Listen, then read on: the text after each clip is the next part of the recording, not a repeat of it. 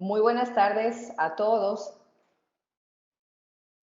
Vamos a dar inicio a nuestro segundo foro virtual sobre geotermia, intercambio de las prácticas comunes sobre la gestión socioambiental en la etapa de construcción de proyectos geotérmicos.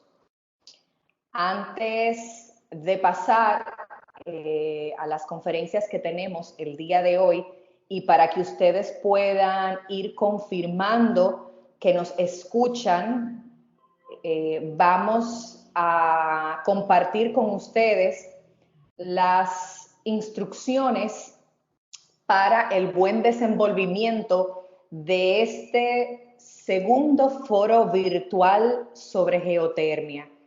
Por favor, si nos pueden ir confirmando a través del chat que nos escuchan, se los vamos a agradecer.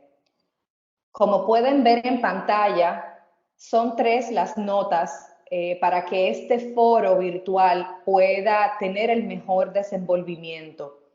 Número 1, no utilizar cámara de video para optimizar el ancho de banda. Número 2, mantener sus micrófonos en silencio para no tener interferencias o ruidos externos y poder escuchar mejor a nuestros expositores y moderadores del día de hoy. Número 3, al final de las conferencias tendremos una sesión de preguntas y respuestas. Esta sesión la vamos a poder hacer de 2 maneras. Número 1, podrán hacer llegar sus preguntas a través del chat a nuestra compañera Catherine Montiel, quien está conectada ahora mismo. Pueden hacerle llegar las preguntas directamente a ella. Ella la va a estar recolectando para en el tiempo de preguntas y respuestas poder optimizar mejor este tiempo. Si la pregunta fuera a uno de los 3 expositores que vamos a tener el día de hoy en específico, por favor, colocar el nombre del expositor a quien le están haciendo la pregunta. Si es una pregunta genérica que la pueda contestar cualquiera de los expositores, pues simplemente la colocan y ellos darán su punto de vista sobre la pregunta en cuestión. Dicho esto, podemos dar formal bienvenida a nuestro foro y cedemos la palabra a Ana Lucía Alfaro Murillo, de Fomento de Geotermia en Centroamérica, coordinadora para Costa Rica y Panamá de la GIZ. GIZ es una de las empresas que hace posible este foro el día de hoy. Ana Lucía, bienvenida, te cedo la palabra. Hola, buenas tardes a todas y todos. Perfecto. Muchas gracias por esta introducción. De mi parte no quisiera tomar mucho tiempo porque sé que el tema propuesto para hoy es bastante interesante y la idea sería que ustedes todos podamos aprovechar al máximo de ella. Solo quisiera dar un breve mensaje en nombre de nuestro programa. Primero, de agradecimiento a ustedes por participar. Segundo, comentarles que, como bien lo han mencionado antes, este es un foro, ¿verdad?, virtual que quisiéramos seguir replicando o tomando nota de cuáles son esos temas puntuales que ustedes tal vez estarían interesados en profundizar para de esta forma buscar el espacio adecuado y generar ese intercambio de información y consultas y generar ese conocimiento dentro de nuestra red, dentro de esta red. Y también, por supuesto, quiero agradecer en este momento a las personas que el día de hoy están exponiendo, que van a exponer. Como sabemos, tenemos en la región una gran experiencia, un gran conocimiento y pues queremos que estos espacios sean utilizados de la manera más provechosa posible, ¿verdad? Secasier, como esa como esa plataforma para llevar el mensaje y la oportunidad de compartir y de intercambiar con la región. Entonces, pues no quisiera extenderme más, mencionarles que nos interesa muchísimo conocer esos temas puntuales a futuro, para nosotros poder en conjunto con Secasier y con la red de ustedes atender esas necesidades de información y que poco a poco seamos más en la región con ese conocimiento necesario para aprovechar al máximo el recurso geotérmico. Así que, pues nuevamente agradecerles a todos y por favor, tal vez ahí damos inicio ya con la materia. Buenas tardes. Buenas tardes, Ana Lucía. Muchísimas gracias por estas palabras. Cedo la parte introductoria de este foro a Catherine Montiel, encargada de la unidad ejecutora de Secasier. Catherine, bienvenida. Buenas tardes. Hola Larisa, ¿me escuchan bien? Sí, te escuchamos perfectamente. Bueno, al igual que Ana Lucía, quiero agradecer a los que están presentes el día de hoy y un agradecimiento más que especial a los oradores que van a compartir con nosotros un poco de su experiencia. Como pueden ver en pantalla, el día de hoy vamos a tratar el tema del intercambio de las prácticas comunes sobre la gestión socioambiental en la etapa de construcción de proyectos geotérmicos. Todo este tema se relacionan con la problemática que está plasmada en su pantalla. Los proyectos geotérmicos, ya sea para la producción de electricidad o para la utilización de calor y fluidos, siempre han estado sometidos al escrutinio de la sociedad civil vinculada a la protección de los recursos naturales y de las poblaciones cercanas al sitio de producción. Velando por la correcta explotación y sostenibilidad de los recursos, los países han desarrollado diferentes marcos legales y prácticas para regular este tipo de proyectos. Cada proyecto de explotación de recursos naturales cuenta ya con un plan de gestión ambiental para mitigar y minimizar sus efectos. En el caso de la geotermia, los mayores impactos ambientales ocurren durante la etapa de construcción del proyecto, especialmente cuando estos proyectos no se manejan con una mentalidad de largo plazo y no se concibe que durante sus más de 40 años de vida útil se consigan beneficios mayores e índices mejores a los que existían antes del proyecto, ambientalmente, a nivel de sociedad y comunidad, energéticamente, entre otros factores.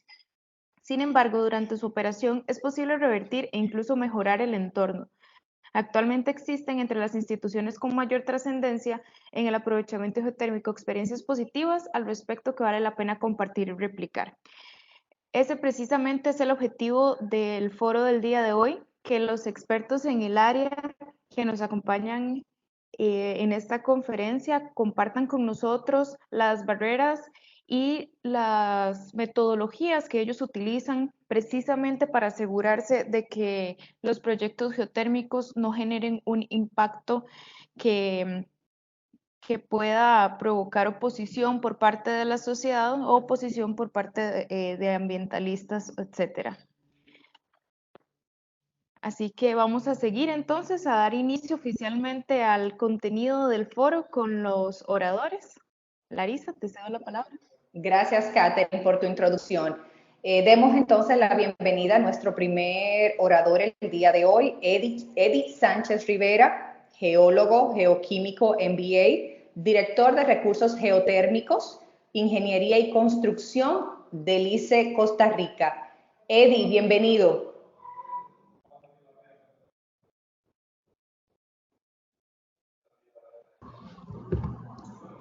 Ahí te escuchamos, Eddie. Perfecto. Buenas tardes tengan todos.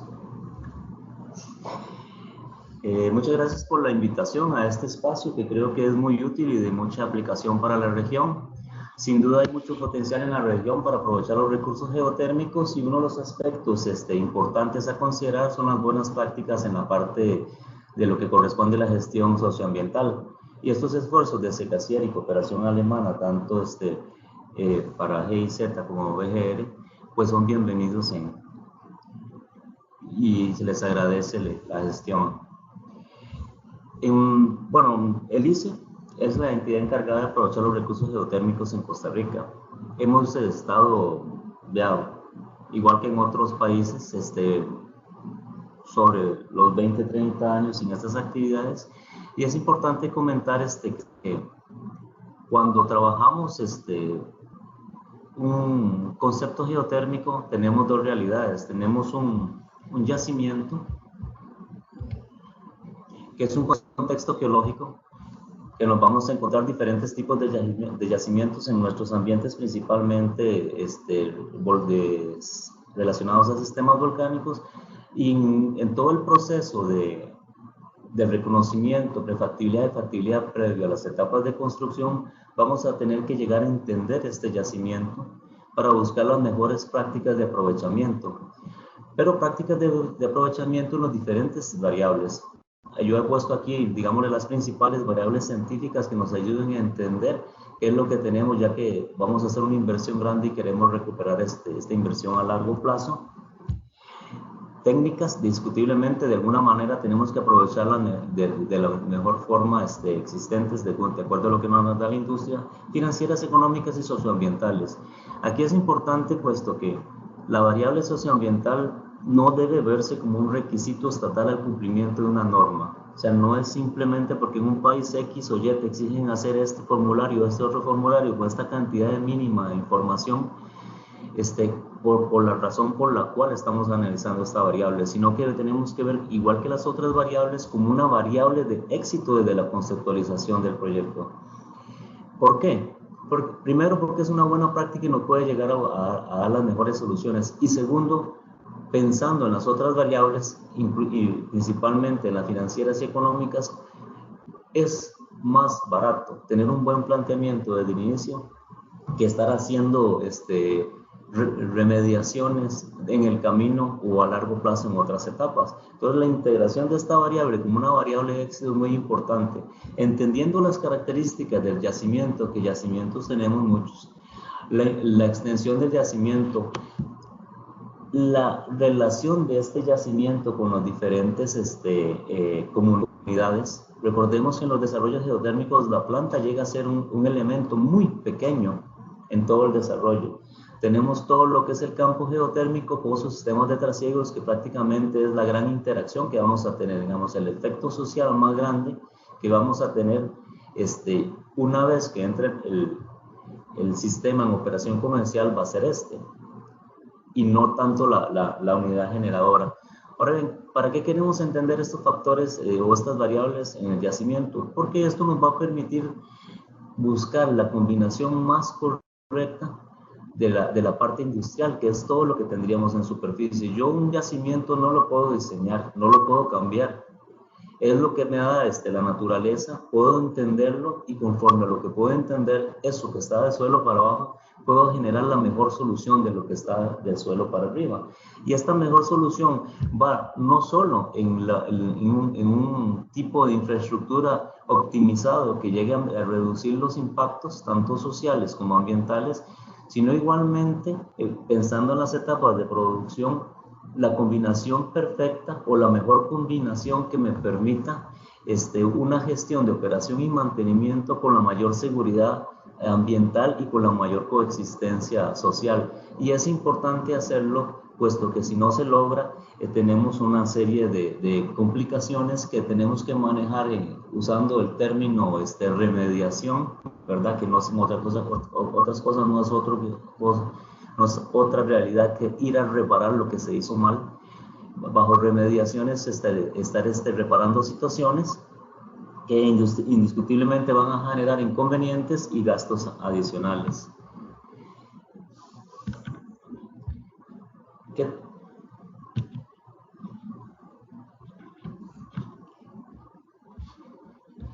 Pasando a la siguiente diapositiva.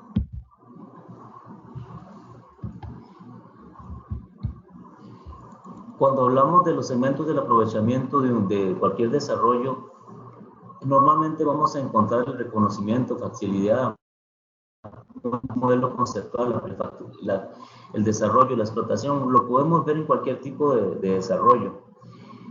El asunto es que en la geotermia, debido a la gran porción interpretativa que tiene este tipo de negocio, manejar estos elementos disasociados que igualmente funcionan en otro tipo de energías como la solar o eólica, manejarlos sin una integración constante y basada en un modelo conceptual puede generar los problemas serios en el manejo de todas estas variables que hemos indicado, incluyendo las socioambientales. Teniendo claridad desde las etapas de reconocimiento y visualizando las etapas de prefactibilidad, factibilidad, desarrollo y explotación en cada una de las etapas y apoyándonos en el conocimiento que hemos adquirido en las anteriores, logramos tener el mayor provecho de estas variables. Igualmente pasa con la variable socioambiental y no es necesariamente incurriendo en gastos mayores. Está claro, uno de los pocos ejemplos que se puede dar, de los tantos ejemplos que se puede dar, es, por ejemplo, todo lo que la parte geoquímica de reconocimiento y prefactibilidad, la que utilizamos para caracterizar la presencia o no de yacimientos geotérmicos sin expresión superficial, es la misma información y las mismas líneas bases que se utilizan en las diferentes etapas para lo que, lo que corresponde a la geoquímica ambiental. Un planteamiento desde un inicio te permite generar una serie de información competente y de alta calidad que te permite ir armando la información y bases de datos necesarios para las siguientes etapas con cierta asertividad. Toda esta información es la que utilizaremos luego para poder hacer los diseños de superficies orientados a obtener las mejores prácticas. En otras palabras, hay que ubicarnos en la realidad, no podemos tratar una alternativa, digamos, no podemos plantear un estudio de impacto ambiental o un PGA simplemente como lo que yo estoy afectando por una posible diseño y construcción de una construcción y cómo hago para remediarlo o obtener la mientras que lo hago. O sea, esto tiene que ser un enfoque más profundo e insisto, tiene que plantearse como una variable de éxito desde la conceptualización del proyecto.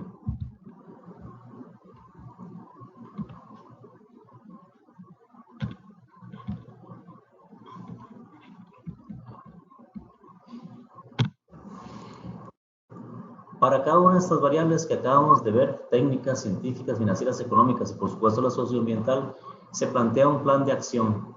Un plan de acción por todo el ciclo de vida del proyecto, donde tenemos nuestros productos y tenemos nuestros requerimientos bien definidos y manejamos lo que es el inicio, planteamiento, ejecución y cierre. Puede verse en cada una de estas etapas del aprovechamiento de la geotermia, desde la prefactibilidad hasta la explotación, pasando por la factibilidad del desarrollo, o puede verse integralmente, pero tenemos muy claro qué es lo que estamos buscando y qué es lo que estamos planteando. No podemos basarnos en ninguna de estas variables en que se dio una situación y ahora hay que ver cómo hacemos para salir. O sea, debe haber un análisis previo y planteamientos bien claros de las acciones que vamos a seguir ejecutando a futuro. Dentro de las experiencias que tenemos en el ICE, con todos los años que hemos tenido sumando y hemos tenido la facilidad de mantener los grupos de trabajo durante todos estos periodos, es que este tipo de análisis de variables, incluyendo la socioambiental, se hacen de forma integral por un mismo equipo de trabajo. Eso nos permite que el conocimiento y la experticia se vaya pasando de una etapa a otra para ir fortaleciendo los resultados en busca de estas mejores prácticas. Y esta es la ventaja que como institución hemos tenido y mantenemos hasta el momento, y bajo este concepto estamos trabajando. Ahí pueden ver el periodo de tiempo en la parte de abajo, desde los primeros pasos de la geotermia, los primeros pozos en los 80, inicio en los 90, cuando comenzaron ya a producir las plantas comercialmente, y las proyecciones que tenemos al 2050 y más, donde ya tenemos los modelos de sostenibilidad de los campos en desarrollo y los planteamientos de desarrollo futuros. Evidentemente el contexto social y ambiental está ahí.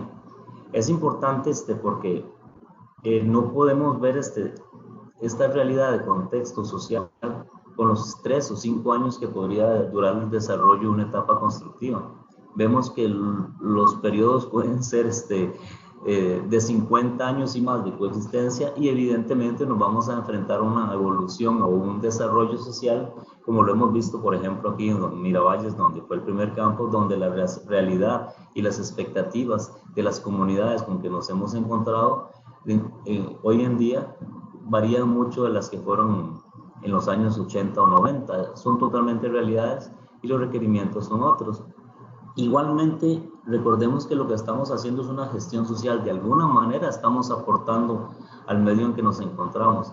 Orientar, digamos, la gestión social en la etapa de construcción a utilizar la gran cantidad de recursos que hay para sustituir a las entidades que deben hacer la obra pública en una región puede ser riesgoso, por lo que estamos haciendo es con este tipo de obras. No me refiero solo a las que están directamente relacionadas a un plan de gestión ambiental por afectación directa de nuestra actividad en la construcción, sino sustituir y hacerlo todos, porque se cuenta con recursos, se cuenta con facilidades, podría llevar a generar expectativas o hábitos en la comunidad que luego en las etapas de producción, que son las más largas, no sopesan, ya que no se cuentan ni con los recursos ni con las facilidades para poder atender eso. E igualmente no era razón de un PGA bien planteado a entrar en estos campos. Sí es muy importante poder colaborar y apoyar a las comunidades para que crezca experiencia, para que crezca experticia, para el desarrollo de líderes, para que con los mecanismos existentes en cada país o en cada región puedan salir adelante en esos objetivos de desarrollo, que creo que sería el aporte más grande desde el punto de vista social, si podemos inferir a que se generen cambios en la manera actual de las comunidades, en esta proactividad para que se organicen y con los recursos que realmente existen puedan salir adelante en este concepto de desarrollo. Y ahí esto es muy importante y es un enfoque que le hemos dado y es algo que siempre hemos llamado la atención, ¿verdad? ¿Hasta dónde estamos ayudando a que las comunidades se desarrollen o hasta dónde podemos estar frenando que las comunidades se organicen y salgan adelante? Porque después de la etapa constructiva no se va a contar con todos estos recursos que se están utilizando, digámosle, para hacer prácticamente la gestión de obra pública. Desde ahí lo importante en la etapa de construcción no es considerar el efecto que un plan o una de gestión social podría generar en las expectativas de la comunidad, que más bien se genere una situación problemática en las etapas de explotación.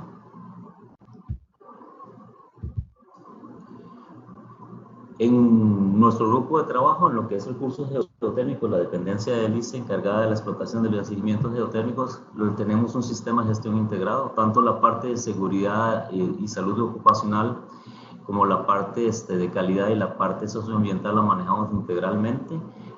Usamos las normas de referencia para cada una de ellas dentro de los alcances establecidos, aunque nuestro objetivo actual no es certificarnos, sino simplemente tomar las buenas prácticas de cada una de estas normas.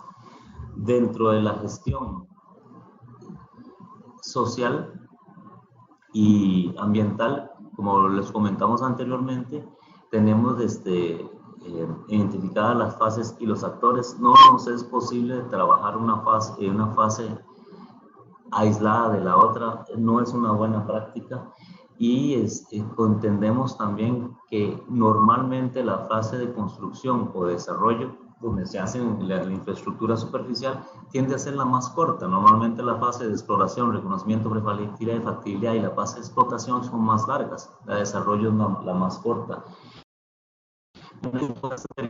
Una actividad social y un posible afectación ambiental, ¿verdad? Que, como indiqué, sí, efectivamente, por el movimiento de maquinaria y equipo puede ser más impactante, movimientos del suelo que se pueden minimizar considerablemente ante un buen diseño, ¿verdad? Pues es más impactante visualmente, pero luego no significa que en las otras etapas tendremos nuestros impactos que debemos manejar y el haber planteado un concepto adecuado en las etapas previas nos ayudará a que cada vez más esto responda a mejores prácticas. Y tenemos diferentes actores, además de nuestro grupo de recursos geotérmicos, participa en lo que es en las primeras etapas de exploración, lo que es el Centro Servicio de Gestión Ambiental, que es con el que trabajamos lo que es el estudio de impacto ambiental. Igualmente trabajamos con los diferentes equipos constructivos durante las etapas de desarrollo, ya que lo que corresponde a la perforación de los pozos profundos está dentro de nuestra responsabilidad, y posteriormente trabajamos en conjunto con lo que son las unidades responsables de la generación de las plantas que pertenecen a otra dependencia ICES. manteniendo, digamos, la parte de yacimientos, la gestión social de los campos geotérmicos, considerando que es la unidad que se encuentra presente desde el reconocimiento hasta el final de la explotación comercial. Las actividades que hay son las típicas: identificar las áreas de influencia, caracterización de áreas, predicción de impactos según actividades, definición de medidas, audiencias públicas, validación, programas de medidas, atención de impactos no previstos, reunión de seguimiento, nada lejos de lo que es la matriz que podría aplicarse a cualquiera de estos proyectos. Lo importante es tener muy clara la realidad de cada uno de estos desde el punto de vista social y ambiental para que estas matrices sean lo más aterrizadas posibles.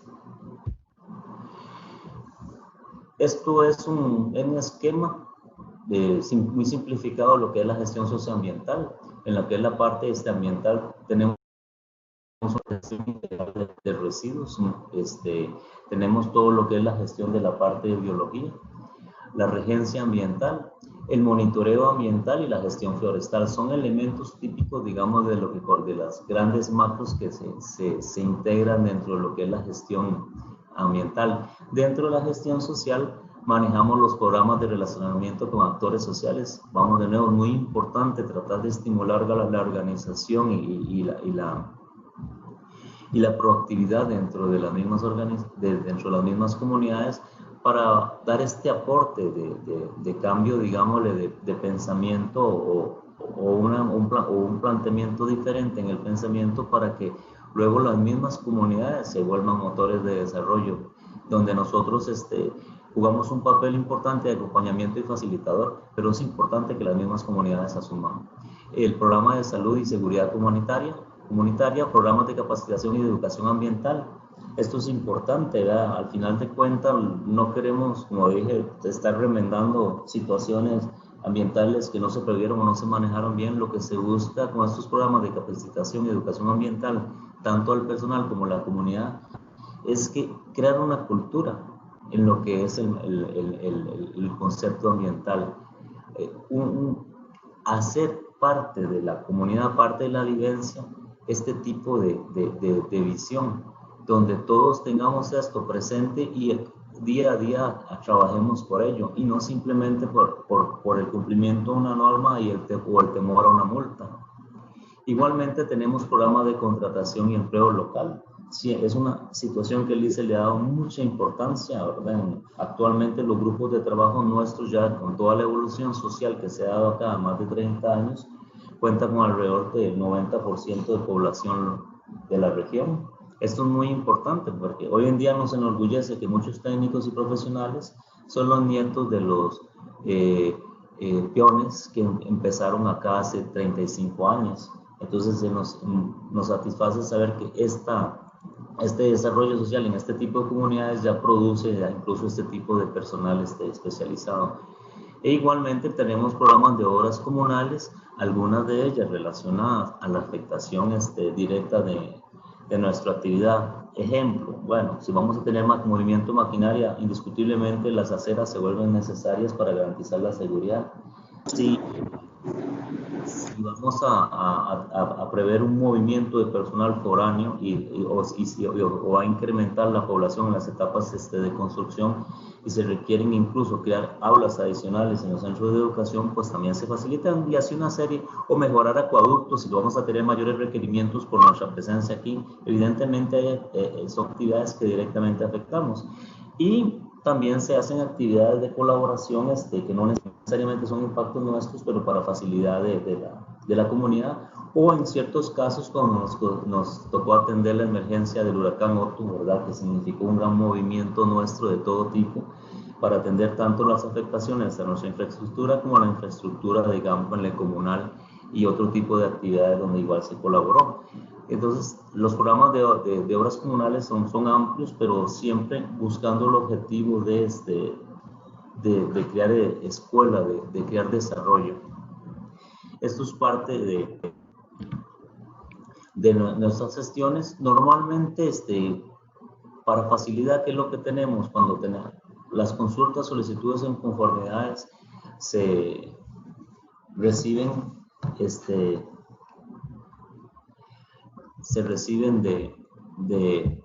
de nota formal por correo electrónico, que tenemos un correo electrónico, y también tenemos la línea gratuita 800 Geotermia, ¿verdad?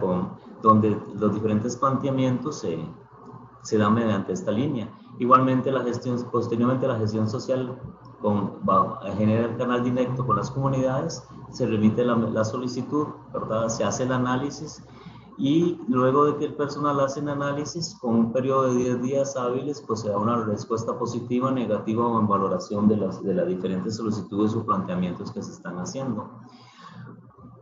Como les he comentado, esta gestión social tiene, además de todos los componentes de colaboración que se quieren dar, el éxito sería lograr la autogestión de las comunidades. No hacerle las cosas, a colaborarles, apoyarlos y seguirles adelante. En parte de nuestra gestión ha estado muy orientada en organizar a las comunidades para que puedan gestionar ante las instituciones del Estado, del Estado, para lograr los objetivos que se están planteando. Y una vez que esto se logra, que la comunidad aprende a hacerlo, en realidad ahí es donde podemos ver el gran aporte, la gran evolución que se logra dar. Esto es lo que yo quería exponerles en el tiempo que me habían dado, y les agradezco su atención. Muchísimas gracias por el tiempo. Quien estuvo en la exposición era el señor Eddie Sánchez Rivera, geólogo, geoquímico, director de recursos geotérmicos, ingeniería y construcción del ICE Costa Rica.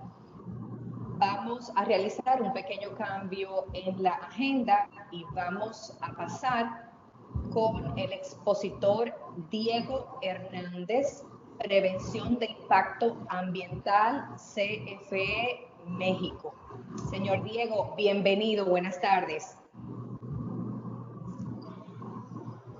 Hola, ¿qué tal? Buenas tardes. Voy a poner la presentación que tengo preparada. No sé si me escuchan bien. Lo escuchamos bien y estamos viendo la presentación también. Adelante, bienvenido. Gracias. Pues yo soy Diego Hernández, del Departamento de Prevención de Impactos Ambientales de la Comisión Federal de Electricidad en México. Y el tema que les preparé es el marco jurídico ambiental y social mexicano para los proyectos de desarrollo. Entonces, vamos a dividir esta plática, esta exposición en dos partes. Primero en materia ambiental y posteriormente en materia social. Esto es de esta manera porque en México hasta 2014 es que se implementa una reestructuración en la legislación que afecta a los proyectos de la industria eléctrica, y pues ahora son los nuevos requerimientos en materia social. En materia ambiental, pues como vamos a ver enseguida, pues sí ha tenido una evolución de mucho más tiempo. Entonces, pues vamos a ver que en México, antes de los años 70, pues prácticamente no se aplicaban los criterios ambientales que involucraban a los procesos productivos como el industrial, a pesar de que ya se presentaban algunas afectaciones en el medio ambiente, en el agua, en la acumulación de residuos, en la calidad del aire. Entonces, pues aquí hay un esquema en el que tenemos que el desconocimiento del valor ecológico de los ecosistemas, más la falta de estrategias de planeación y manejo, y el crecimiento demográfico industrial, pues van a traer como consecuencia el deterioro ambiental. Es por esto que se determina la necesidad de incorporar las variables ambientales y criterios ecológicos dentro de las políticas de planificación y que buscan el desarrollo sostenible de las actividades humanas. Aquí, a manera de resumen, muy breve, una reseña histórica de la política ambiental, pues es que se enfocaba hacia la década de los años 70, la política ambiental se limitaba a un enfoque de salud público. Posteriormente, hasta los 80, es que se crea ya una Secretaría de Desarrollo Urbano y Ecología, y se expide la primera ley de protección al ambiente. Es en este momento, en 1982, en el que se deja de ver como un problema de salud y ya se le da como el peso correspondiente, como un eje rector en las actividades que se deben que se realizan, ¿no?, para el desarrollo económico del país.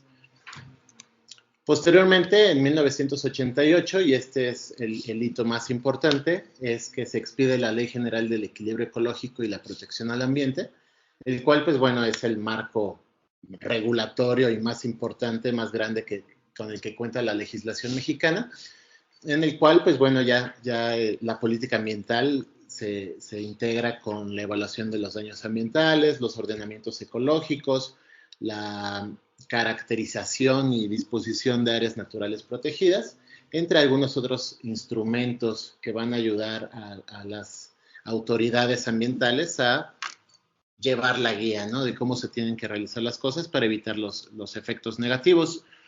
Es en este momento en el que la Comisión Federal de Electricidad, a partir de esta promulgación de esta ley, pues bueno, ha gestionado pues cientos de autorizaciones en materia de impacto ambiental, de cambio de uso de suelo para proyectos de generación, transmisión, transformación y distribución de la energía eléctrica, ya que aquí en México, pues bueno, hasta hace poco la CFE era la única que tenía pues las herramientas o la misión de realizar estas actividades. Entonces, esta ley, pues es la ley marco, como les comentaba, y tiene diferentes reglamentos en materia de ordenamiento ecológico, de evaluación de impacto ambiental, de prevención y control de contaminación de la atmósfera, cambio climático, áreas naturales protegidas, en fin, una cantidad muy grande de reglamentos son los que componen a esta legislación. De acuerdo a la legislación, pues se considera el impacto ambiental como la modificación del ambiente por cualquier acción que realice el hombre o que se dé de manera natural. Y asimismo nos indica que la manifestación de impacto ambiental pues va a ser la herramienta con la que cuenta el Estado para dar a conocer con base en estudios científicos los impactos significativos, ya sean positivos o negativos, y las formas de evitarlos o potenciarlos en caso de que estos sean los impactos benéficos, y atenuando aquellos que sean negativos. A manera de resumen, podemos decir que entonces los objetivos de una evaluación de impacto ambiental son la identificación de los efectos que puede causar un proyecto, estimar la magnitud de dichos efectos y prevenir, evitar, minimizar o aumentar los efectos.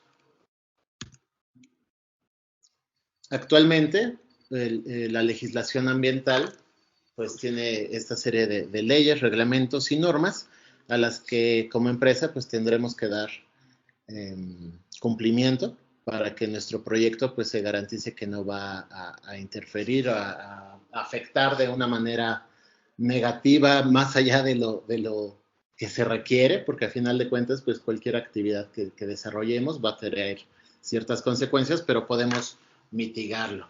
Entonces, las leyes que se involucran es la Ley General del Equilibrio Ecológico, la Ley General de Desarrollo Forestal Sustentable, la Ley General para Prevención y Gestión Integral de los Residuos, aquí está de una manera más gráfica, la Ley de Aguas Nacionales, la Ley General de Vida Silvestre, la Ley General de Cambio Climático, y cada una de estas leyes pues cuenta con diferentes reglamentos que nos van a indicar cómo tenemos que realizar lo que disponen las leyes. Ahora tenemos algunas normas oficiales mexicanas y pues vemos que también tiene un margen muy amplio de incidencia en materia de aguas residuales, de la contaminación, de impacto ambiental, de suelos, de contaminación por ruido, flora y fauna. Además de estos instrumentos, pues también contamos con los de planeación, como las áreas naturales protegidas, los ordenamientos ecológicos, regiones terrestres prioritarias, regiones hidrológicas prioritarias, áreas de importancia para la conservación de las aves, que bueno, se establecen en el territorio nacional como resultado también de muchas políticas internacionales de las que México pues es participante y se busca los mismos objetivos. Ya particularmente tenemos una ley y nosotros nuestra actividad geotérmica pues vamos a ver cómo va a relacionarse con esta ley. En su artículo 28 dice que quienes pretendan llevar a cabo una de las diferentes actividades que prevé este artículo, pues deberá contar con una autorización previa en materia de impacto ambiental. Ahí en la fracción 2 podemos ver que la industria eléctrica pues es susceptible de estas autorizaciones. Y ya vimos que la ley nos dice qué tenemos que hacer y ahora en el reglamento nos dice cómo o específicamente cuáles son aquellas actividades del sector de la energía eléctrica. Entonces, en el inciso K, vemos que la industria eléctrica cuenta con 4 categorías de actividades y ahí vemos que en la fracción 1 vienen los proyectos geotermoeléctricos. Entonces, obviamente, pues la construcción de estaciones, subestaciones eléctricas, las obras de transmisión, subtransmisión, pues deberán contar con estos permisos de manera integral, ¿no? Para el desarrollo del proyecto y poder generar la energía. Bueno, ¿y cómo lo vamos a someter a evaluación? Pues a través de la manifestación de impacto ambiental, en la cual pues se van a dar a conocer, como vimos anteriormente, los objetivos de la evaluación, pues cuáles son los efectos que se van a desprender del desarrollo del proyecto y cómo vamos a poderlos atenuar, eliminarlos o evitarlos. Bueno, la misma ley pues nos indica cuáles son qué es una evaluación de impacto ambiental, que ya es lo que les comentaba. El equilibrio ecológico, que es lo que se busca proteger, pues es aquella relación de interdependencia entre los elementos físicos y bióticos que hacen posible la existencia, transformación y desarrollo del hombre y demás seres vivos. Obviamente, pues como al ser una ley, pues tiene una visión totalmente antropogénica y de utilidad para el ser humano. Y vemos que la definición de impacto ambiental pues es la modificación del ambiente ocasionada por las acciones del hombre o que se dan naturalmente. También nos indica pues que hay delitos ambientales. Ya nos comentaron lo que teníamos que hacer, cómo había que hacerlo. Y pues bueno, en caso de que incurramos en el desacato de esta legislación, pues bueno, va a haber una serie de delitos ambientales, los cuales van penas de 3 a 6 años de prisión y multas de 100 a 20,000 días de salario mínimo que hay que pagar como multa. Y más allá de estos trámites como administrativos o judiciales, pues también viene previsto que la empresa que haya incurrido en este desacato pues tendrá que revertir los efectos negativos llevando a cabo restauraciones ecológicas, reintegración de especies que se hayan sustraído y propiciar que se den de nuevamente estos vínculos, estas relaciones entre los factores ecosistémicos. Entonces, la CFE, pues como clasifica sus impactos para la gestión de un proyecto geotermoeléctrico, pues es dividido en diferentes etapas de su desarrollo. Y aquí vienen algunos de los principales que se prevén durante las diferentes etapas, ¿no? Vemos que la remoción de la vegetación es el principal efecto negativo que se va a realizar durante la construcción de los caminos, de plataformas, de las presas de lodos, así como la alteración del suelo por balconeo de materiales, emisiones de ácido sulfídrico durante la operación de las unidades de generación, de la evaluación de los pozos, contaminación de aguas superficiales, pues al igual durante la perforación y el manejo y la operación del proyecto, la generación de residuos en todas sus etapas, desde la selección de los sitios hasta el abandono, el impacto visual, que es uno de los más importantes y difíciles de prevenir o de mitigar más bien, pues también en todas sus etapas, desde la presencia de factores humanos que no están de manera natural, hasta pues las plumas de los fluidos geotérmicos, la infraestructura, la emisión de ruido durante igualmente todas las etapas del proyecto y el impacto en especies en riesgo.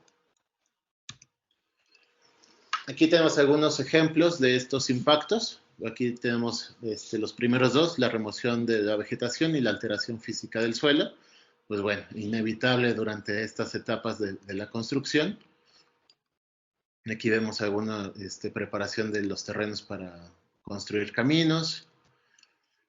Las emisiones de ácido sulfídrico, pues bueno, ya conocemos más o menos la composición del vapor geotérmico. Y en México no existe una regulación para las emisiones de ácido sulfídrico, por lo que tomamos los criterios de la Agencia de Protección Ambiental en Estados Unidos y los criterios de la Organización Mundial de la Salud, el cual establece un límite de 108 partes por millón para la calidad del aire, para mantenerlo en un nivel que no sea negativo.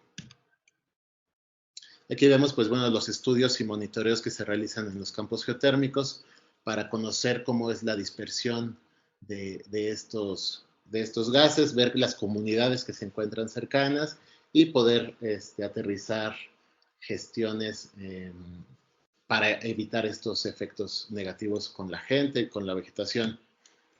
Tenemos las casetas de monitoreo. Y aquí, por ejemplo, pues podemos ver que el límite de 108 partes pues no se supera. Habrá que actualizar estas gráficas, pero pues es bastante lineal el comportamiento de los campos por lo que hemos visto. Se mantienen todos por debajo de este criterio. Y el criterio pues establece que hasta estas 108 partes, pues el efecto que va a haber va a ser que va a oler, ¿no? Entonces hay que mantenernos siempre en esos umbrales. Vemos que 10 partes por millón ya es el límite máximo permisible por la norma de la Secretaría del Trabajo aquí en México, la cual habla sobre la exposición de estos gases con el personal, pues muy por debajo de lo mismo. Efectos en vegetación, los cuales pues también son insignificantes hasta la misma concentración. Contaminación de aguas superficiales, pues aquí lo que se hace pues es establecer los programas y los métodos de inyección, evitar que se tenga contacto con el ambiente, que pueda haber algún derrame y recargar el yacimiento para alargar la vida del mismo y cementando obviamente durante la etapa de la perforación de los pozos, pues llevar el control de la misma para garantizar que se esté inyectando a la misma altura del yacimiento y no esté contaminando pues, los cuerpos superficiales de agua. Generación de residuos, pues igual durante todas las etapas del proyecto, pues se crean almacenes para el almacenamiento de estos residuos, se llevan baños portátiles, separación de los residuos, para garantizar pues que no va a haber problemas durante las etapas del proyecto. Y el impacto visual, pues aquí también podemos ver de izquierda a derecha en la parte superior la afectación por un manejo inadecuado durante la etapa de exploración en uno de los campos y cómo se llevó a cabo la restauración del mismo. Entonces vemos de izquierda todo erosionado. En la segunda imagen vemos ya estas terrazas que se pusieron para pastizar, para reforestar. Y la última imagen, pues vemos que es una parte pues ahora totalmente boscosa en la que no se ve que sea una plataforma. De hecho, la primera imagen inferior, pues es del otro lado, dentro de la plataforma, con todo este cerco de vegetación, pues que totalmente no se ve desde el exterior, ¿no? Los vaporductos, al igualmente cómo se han construido, tratando de evitar el menor derribo de vegetación forestal posible, y pues la integración de la infraestructura con el medio. La emisión de ruido, pues al igual hay un par de normas en las cuales tenemos que dar seguimiento, dar mediciones y dar cumplimiento a los resolutivos ambientales que las autoridades nos impusieron y que nosotros mismos nos propusimos como medidas de mitigación, de restauración, de evitar estos efectos, pues cumplir con las normas. Entonces, cada 6 meses, cada año hay que estar dando reportes de este cumplimiento a las autoridades. Y pues bueno, todas nuestras centrales, todos nuestros campos tienen una certificación en industria limpia, lo cual pues es bastante bueno. Se garantiza el cumplimiento y que no estamos causando una alteración mucho mayor al medio. Y el impacto en las especies en riesgo, pues igual hay listados con las especies que se encuentran bajo un estatus de protección y si se encuentran en los sitios en donde se pretende desarrollar alguna obra, pues se hará lo necesario para que no estén en peligro por el movimiento del personal, de los vehículos, de la maquinaria, ahuyentarlos y propiciar algunas especies en riesgo, pues ver cómo se pueden reintegrar ya en un programa de reforestación, de compensación de las especies para evitar sus efectos negativos. Entonces, aquí a manera de resumen vienen las gestiones que se tienen que realizar para desarrollar un proyecto, los cuales, pues bueno, en materia de impacto ambiental, a través de una manifestación, de informes preventivos, cuando el proyecto se lleva a cabo en una zona sin vegetación forestal, que se encuentra regulado por alguna norma, como es el caso de la perforación geotérmica. En México existe la norma 150 de la Semarnat, la cual indica las medidas que se tienen que tomar en cuenta para la perforación de pozos geotérmicos exploratorios y garantizar que no va a haber problemas, ¿no? La autorización en materia de riesgo ambiental en caso de que se utilicen sustancias o actividades de alto riesgo, autorización para el cambio de uso de suelo, permisos de perforación ante la CONAGUA, los permisos de descarga de aguas residuales, certificados de aprovechamiento de aguas salobres que ya no aplican por la dificultad de medir la salinidad en el fluido directo de la salida del pozo. Entonces, como no hay equipos, no se puede demostrar esto, entonces entran otras regulaciones. Y así como los manifiestos y permisos para el manejo y disposición de los residuos peligrosos. Esto lo hacen las empresas contratistas, se tiene que llevar el control y demostrar a la autoridad ambiental que se están llevando a cabo todos los procesos que dispone la ley de la prevención y gestión integral de los residuos conforme a su reglamento. Y en materia social, hasta en 2014 se promulgó la ley de la industria eléctrica. Esto fue uno de los cambios que les mencionaba al principio.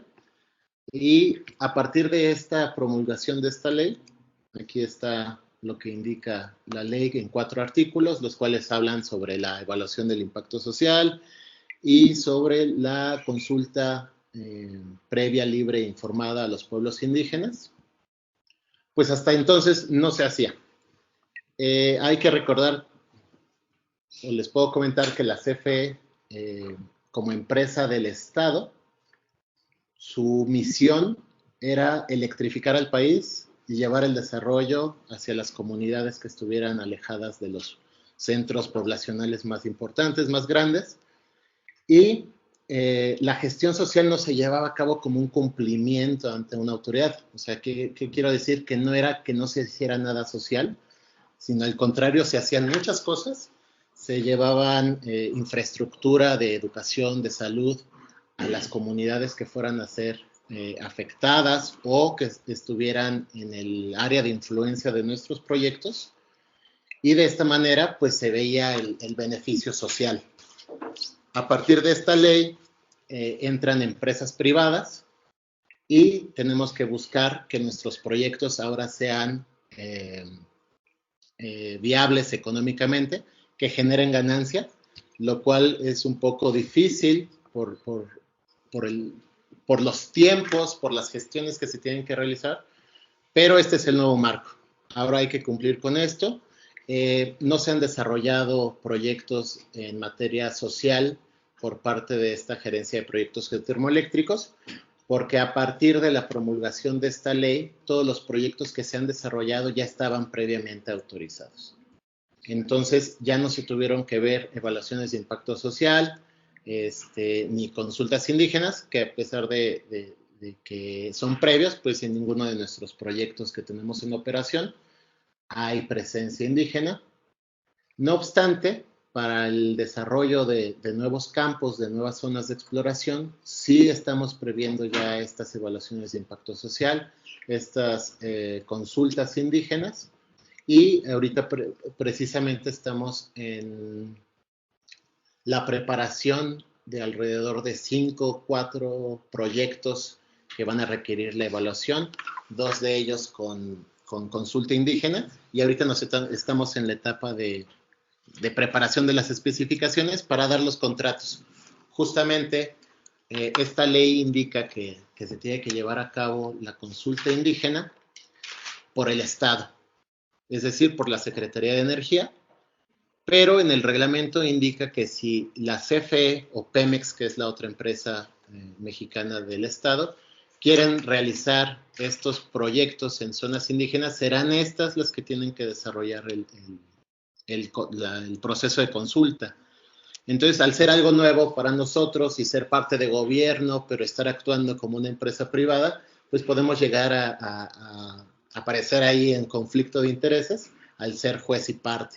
Por lo mismo, tenemos que dar a contratación estos procedimientos de consulta y así garantizar a los pueblos y a las autoridades que se cuenta con la viabilidad técnica, económica, social, ambiental para el desarrollo de los mismos.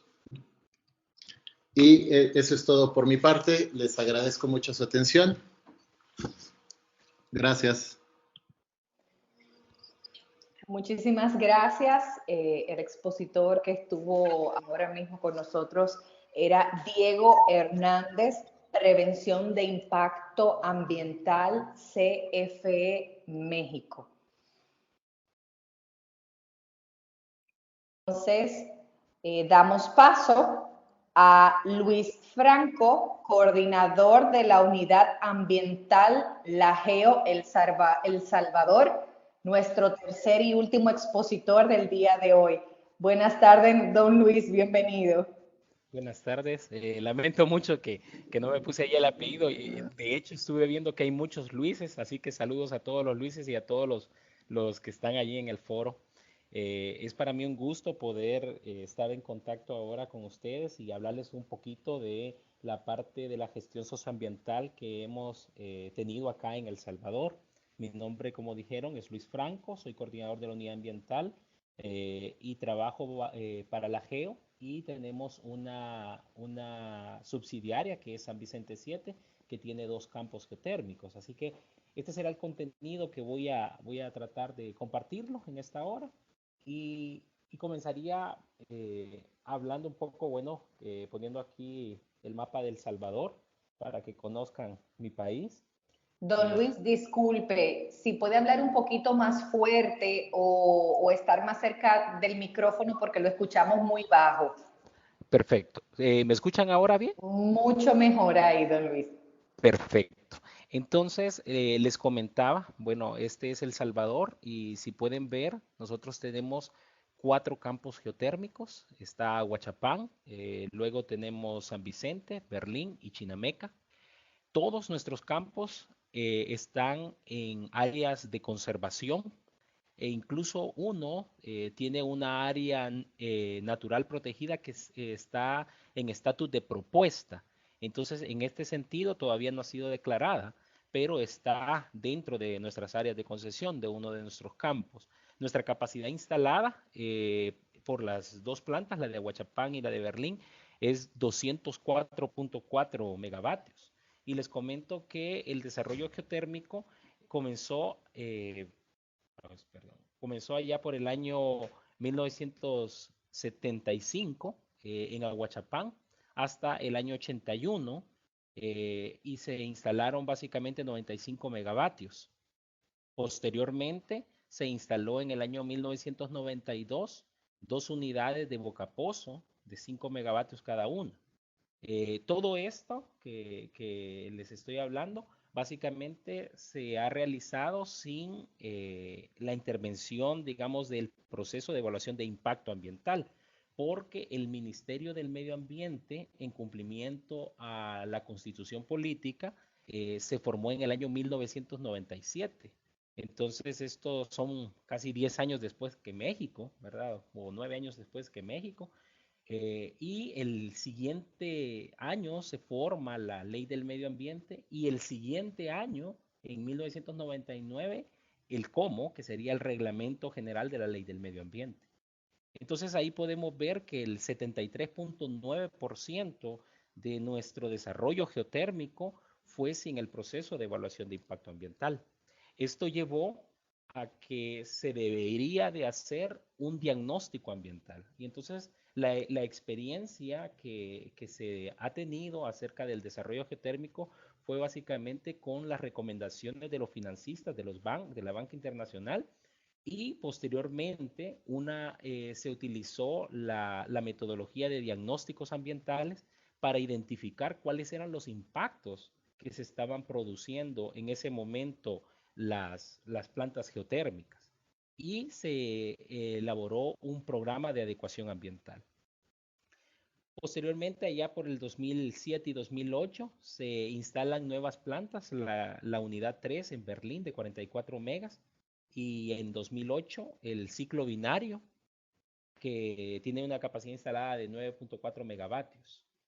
A la fecha tenemos 44 años de generar a base de la geotermia. Hemos elaborado cerca de 10 estudios de impacto ambiental y actualmente estamos trabajando en los campos de San Vicente y de Chinameca. Estamos en la etapa de evaluación de impacto ambiental y en este momento estamos aplicando, ya que la normativa, digamos, nacional no nos pide hacer una evaluación de impacto social. Dentro de la evaluación de impacto ambiental hemos incluido esta como parte, digamos, de las salvaguardas que nos están solicitando el ente financiero. Así es que estamos trabajando con esto. Este es el proceso que tenemos en El Salvador para el proceso de evaluación de impacto ambiental. Una de las cosas que es importante, que el proceso de evaluación de impacto ambiental tiene una naturaleza dual, ¿verdad? Por un lado es una herramienta y cuando hablamos con las personas acá, les mencionamos que esta herramienta nos permite entrar a un proyecto y el proyecto que va a salir cumplirá el mismo propósito. Pero la diferencia es que será, digamos, tendrá un mucho mejor desempeño ambiental y social. Entonces, por eso es bien importante, digamos, este tipo de proceso. Y también es en su naturaleza dual, también sabemos que es un procedimiento legal, es decir, que el Ministerio del Ambiente, el Estado, nos brinda una factibilidad ambiental que nos autoriza a ejecutar el proyecto bajo los términos, ¿verdad? Y condiciones que estamos obligados a cumplir como desarrolladores de proyectos. En este proceso podemos identificar tres grandes momentos: la evaluación inicial, la evaluación del impacto ambiental como tal y el seguimiento y control. En la primera parte, bueno, hay unos tiempos de ley. En la primera parte, que sería, digamos, la evaluación inicial, que nosotros llamamos categorización, lo que se hace es que se identifica al proyecto y se determina cuál es el nivel del impacto potencial que va a tener este proyecto y se determina si requiere o no un estudio de impacto ambiental. Entonces ahí se determina si el potencial del impacto es bajo, si el potencial del impacto es leve o si es moderado a alto. Cuando se determina que es de moderado a alto, entonces tenemos que pasar a la segunda fase. Para pasar a la segunda fase, entonces, el ministerio ha venido aprendiendo, digamos, a evaluar los proyectos geotérmicos. Me recuerdo que en los primeros proyectos se empezaban a sacar los primeros términos de referencia, ¿verdad? Que nos miraban como si fuéramos una térmica. Pero poco a poco se ha ido desarrollando. Ahora ya contamos con términos de referencia tipo. Y cuando nosotros ingresamos un proyecto ambiental, entonces ya ahora la respuesta es un poco más expedita y ya tenemos términos de referencia tipo para empezar a hacer elaboración de estudio de impacto ambiental. En la siguiente etapa, que es ya la elaboración del estudio de impacto ambiental como un borrador, nosotros tenemos ciertos requisitos que debemos de cumplir. Y esto ahora son 10, pero antes eran 24. Antes teníamos la complicación de que estos requisitos que ustedes pueden ver aquí en pantalla los pedían al momento de ingresar el formulario ambiental. Y pongo en rojo los que aún a la actualidad nos cuestan conseguir, lo que son, digamos, el tema de tenencia de tierras. Como sabemos, los desarrolladores de proyectos tenemos, digamos, un proyecto y este va a hacer alguna adquisición de tierras, pero en el proceso de evaluación de impacto ambiental nos pedían para darnos términos de referencia que tuviéramos todas las tierras. Entonces esto se complicaba. Ahora no, ahora lo que nos piden es tener esta tenencia de tierra al momento de entregar el estudio de impacto ambiental. También es complejo, pero al menos nos permiten ingresar en el proceso de evaluación de impacto ambiental. Otra de las complicaciones que hemos visto de estos requisitos es el abastecimiento de agua. Lo hacemos a través de pozos cuando es un campo nuevo, y cuando ya tenemos una planta, entonces la planta nos provee de agua de condensado que ayuda a reducir básicamente la presión que tiene la zona en el consumo de agua, porque en el país tenemos lugares, específicamente San Vicente, en donde existe una estrés hídrica. Entonces, cuando existe una estrés hídrica, para darte permiso para el abastecimiento de agua, se vuelve un proceso más complejo. Posteriormente, este es el contenido de un estudio de impacto ambiental, y aquí lo que quiero señalar principalmente es que el estudio de impacto ambiental nos permite conocer el proyecto, luego conocer el medio ambiente, confrontarlos, ¿verdad? Y con esta confrontación verlos y identificar, priorizar y cuantificar impactos ambientales. Una vez que esto se ha hecho, entonces podemos nosotros determinar qué tipo de medidas se pueden aplicar. Y estas medidas nos ayudan a evitarlos, ¿verdad? A mitigarlos o compensarlos cuando no son evitables. Digamos, este es un esquema del ESMAP en donde tenemos el desarrollo geotérmico. Acá podemos ver las diferentes etapas del desarrollo geotérmico, y yo he puesto en esta parte de abajo para los que estábamos más familiarizados con las etapas de OLADE, acá las he puesto también. Acá he puesto los costos que podría representar las etapas en un porcentaje, y coloreado lo he puesto como las que representan mayores costos, debido a que cuando nosotros hacemos una inversión, lo hacemos ya sea en productos o en servicios. Y definitivamente, al ver este foro, que es hablar acerca de la etapa de construcción, nosotros también incluimos esta parte de la factibilidad de la perforación de pozos de prueba, porque nosotros perforamos pozos de prueba, pero con diámetro comercial. Entonces, básicamente, nuestra perforación, básicamente, lo mismo que hacemos con los pozos de prueba sería lo que hacemos con la perforación normal. Entonces, allí nosotros podemos tener una idea que ahí están los mayores impactos ambientales en el desarrollo de los proyectos geotérmicos. Acá lo que he hecho, he puesto por este lado los niveles de la categorización y versus cada una de las etapas del proyecto. Entonces, acá lo que podemos observar es cuáles etapas del proyecto son las que presentan impactos desde bajos, leves, hasta moderados y altos. Acá podemos ver que regularmente nosotros pedimos 3 permisos ambientales para el desarrollo geotérmico. Este sería el primero, que sería para la perforación de prueba. Y estos, si se puede hacer el diseño completo, se podría hacer uno solo. Sin embargo, por la experiencia, lo he puesto los 2, que es lo que hemos estado desarrollando. Y si vemos lo del ESMAP y los comparamos, entonces básicamente la práctica con lo que teníamos de sospecha se hace una realidad. Siguiendo con la parte del proceso, vamos a la parte del seguimiento y control, y es aquí donde nosotros, si el proyecto ha pasado por todas las etapas anteriores, ¿verdad? Que es decir, hemos hecho un estudio de impacto ambiental. Este estudio de impacto ambiental ha llevado una consulta pública.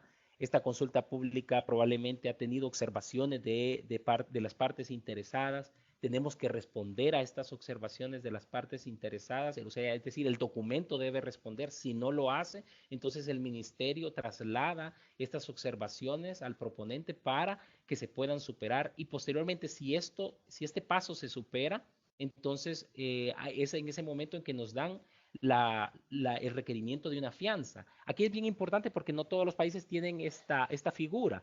La fianza básicamente es el programa de manejo ambiental, los costos del programa de manejo ambiental, tener una fianza que garantice que el proponente del proyecto cumplirá con el programa de manejo ambiental. Entonces, cuando se entrega esta fianza, entonces el ministerio 10 días después emite el permiso ambiental y entonces podemos efectivamente proceder a la parte del seguimiento y control. El seguimiento y control es la implementación del proyecto junto a la implementación del programa de manejo ambiental. Como les comentaba, la parte ambiental, por legislación nosotros la vemos como unida, es decir, lo ambiental y lo social es lo mismo, ¿verdad? La sociedad está forma parte del ambiente. Entonces, y tenemos también el programa de monitoreo ambiental. Si el ministerio realiza auditorías ambientales, es decir, verifica dos cosas: si se implementó la medida y si las medidas tienen la efectividad que se esperaba tener. Y si es así, entonces la fianza puede ser liberada, y si no, pues entonces se modifican estos instrumentos que son el programa de manejo ambiental y el programa de monitoreo. Regularmente este es el contenido del programa de manejo ambiental, ¿verdad? Tiene el nombre de la medida, la ubicación, el costo, el tiempo, el responsable, en qué momento se ejecutará y los resultados que esperamos. Y el programa de, como les mencionaba, también va a identificar cuál es básicamente el método con el que se va a medir, quién es el responsable, ver el parámetro de verificación, cómo se interpreta y la retroalimentación. Es decir, si no funciona esa medida, esta retroalimentación nos está diciendo qué debemos de hacer. Es un plan B, qué más se debe hacer. Acá listo las principales acciones que en la experiencia de la GEO hemos tenido en las diferentes etapas del proyecto. Y si nosotros vemos como la parte que les mencionaba de la factibilidad y el desarrollo como parte de la etapa de construcción, entonces nosotros estamos viendo, digamos, que debemos de considerar el manejo de la información ambiental en todas las etapas, el manejo y disposición de los desechos, ya sea sólidos como aguas residuales, la gestión social y las relaciones con los interesados, el manejo y disposición de los fluidos geotérmicos, y así podemos ver cada uno de estos. Aquí he puesto en rojo algunas de las más importantes que quisiera comentarles como con ejemplos concretos. Esos zapatos, no crean que fue una equivocación, es adrede. Es decir, nosotros hacemos un inventario ambiental y producto de los estudios que se hacen de calidad de agua, se determinó que el acceso al agua que se tenía pues tiene mucho riesgo de contaminación. Entonces, una de las medidas, nosotros tenemos por la impermeabilización, cortamos árboles, ¿verdad? Ya mostró el compañero de México, digamos, cómo son ese tipo de intervenciones. Entonces, nosotros cortamos árboles, impermeabilizamos. Entonces, parte de esa impermeabilización reduce el agua, pero aparte de eso consumimos cerca de 30,000 metros cúbicos por perforación, metros cúbicos por agua por perforación de un pozo. Entonces tenemos nosotros que hacer medidas en la parte de agua, tanto de cuidado, preservación, de no contaminación de agua, como de compensación. Y una parte de esta, pues fue muy bien pensada y dijimos, ok, hagamos estos zapatos bonitos, es decir, hicimos un diseño bien hechito para proteger las fuentes de aguas.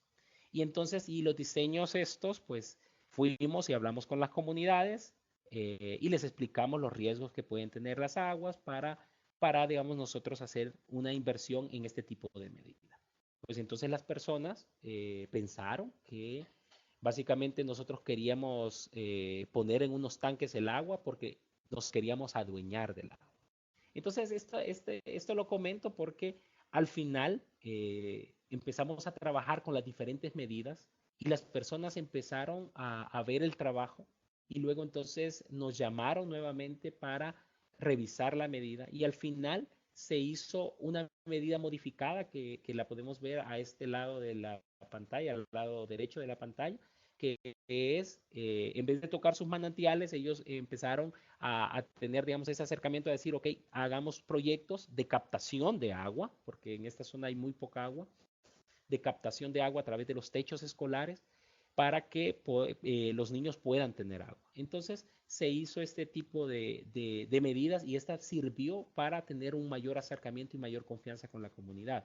Entonces, una lección aprendida allí fue que la participación ciudadana no solo debe despertar una aceptación del proyecto, una licencia ambiental, sino que también que los actores puedan enriquecer las propuestas técnicas que nosotros tenemos en la parte ambiental o socioambiental. Otro de los casos que tenemos es que cuando nosotros construimos, aquí les muestro una de nuestras plataformas más grandes en el campo geotérmico de Chinameca, cuando nosotros impermeabilizamos toda esta área, existe una gran cantidad de escorrentía que antes no existía. Entonces nosotros básicamente teníamos medidas que han ido mejorando con el tiempo y estas son de las cosas que hemos ido aprendiendo. Digamos, hemos ocupado la infiltración, acá podemos ver pozos, construcción de un pozo de infiltración o una zanja de infiltración, pero hay lugares en donde la infiltración no era muy buena. Entonces ahora estamos implementando este tipo de estructura, que son tanques tormentas, para captar en el momento de la tormenta esas cantidades de agua y que no bajen, porque digamos al bajar promueve la erosión y esas cantidades de agua no habían sido contempladas anteriormente, antes del proyecto, entonces el impacto ambiental es muy grande.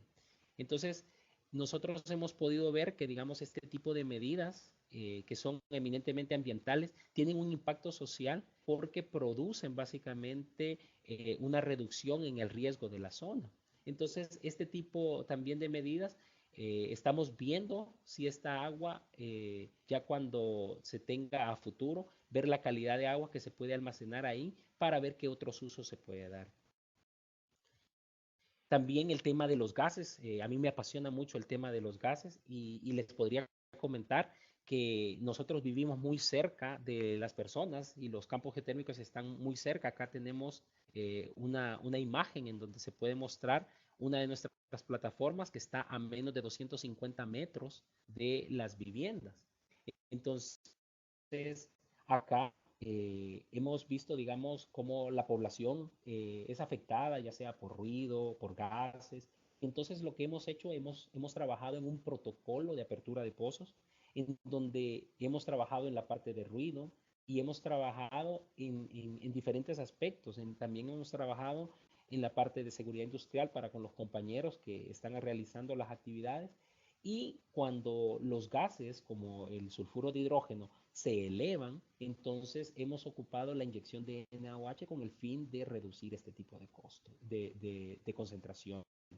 Entonces, de esta manera nosotros hemos podido evitar y hemos invitado a las comunidades a realizar los monitoreos juntos. Yo creo que eso es muy importante porque las personas pueden evidenciar que los resultados de las medidas son efectivas y entonces las personas pueden ver que es muy importante no solamente sugerir una medida, sino que se dé el acompañamiento y verificar con ellos la efectividad de esas medidas. Otro de los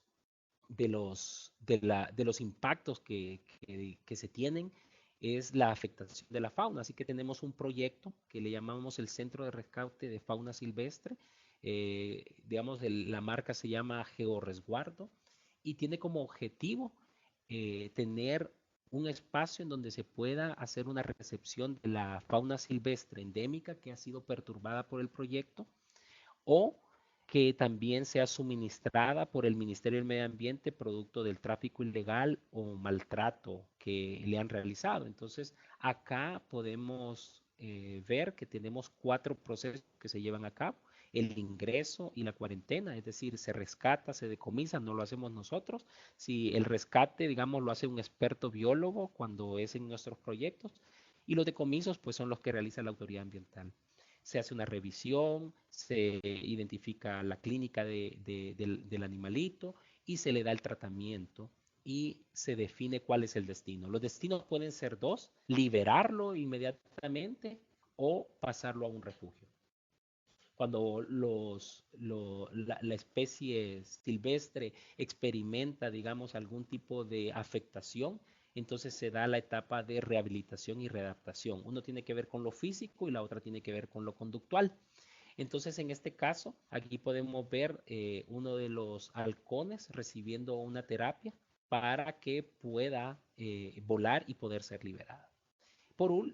Después, digamos, si este animal se recupera, entonces se da la etapa de liberación, en donde se define junto al Ministerio del Medio Ambiente si el animal está listo para ser liberado y cuál es el mejor lugar para liberarlo.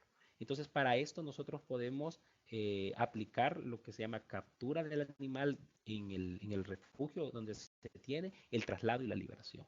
Cuando los animalitos no pueden recuperarse porque están muy improntados, porque tienen afectaciones permanentes, entonces pasan a refugios, ¿verdad?, que sirven como educación ambiental, y ahí tenemos un listado de los animalitos que tenemos, en donde se les da charlas a las personas para educarlos, para que podamos prevenir la afectación de este tipo de animalitos por la compra o porque, digamos, se tienen cuando se realizan los proyectos de una manera inconsciente. Entonces es importante porque no solo recibimos a estudiantes, sino que tenemos visitas hasta de empresas.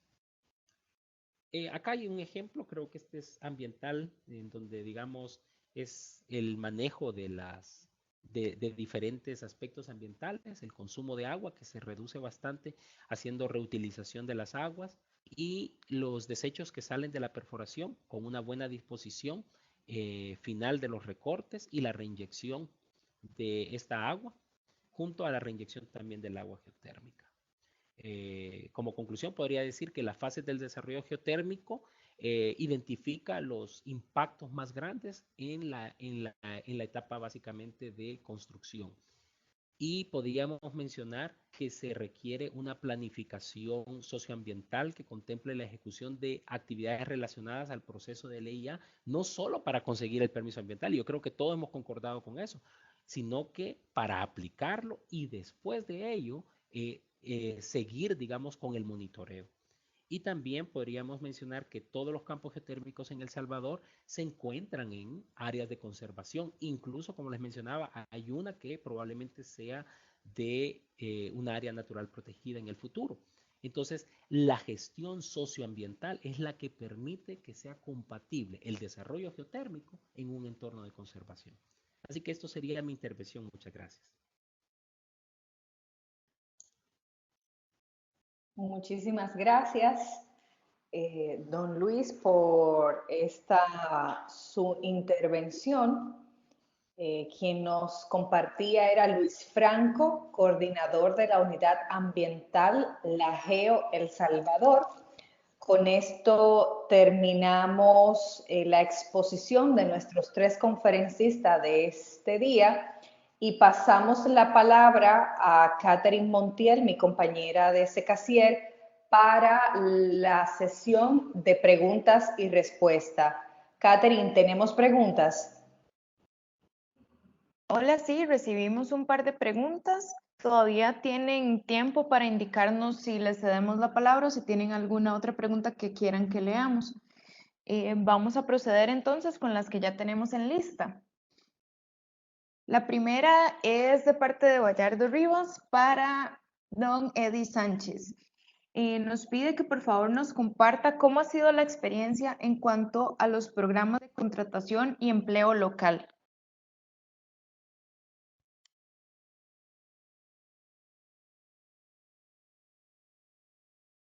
Don Eddie, si nos puede compartir un poco al respecto. Sí, buenas tardes de nuevo y con gusto, Bayardo.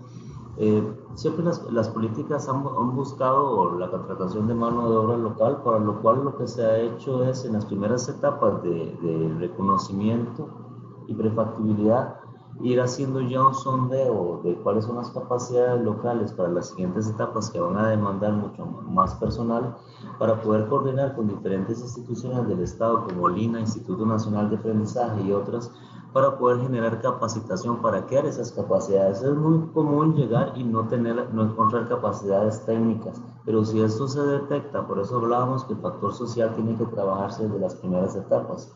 Si esto se detecta en las etapas del reconocimiento, se coordina con las instancias competentes y se pueden comenzar a generar la capacitación en los perfiles que se requieren.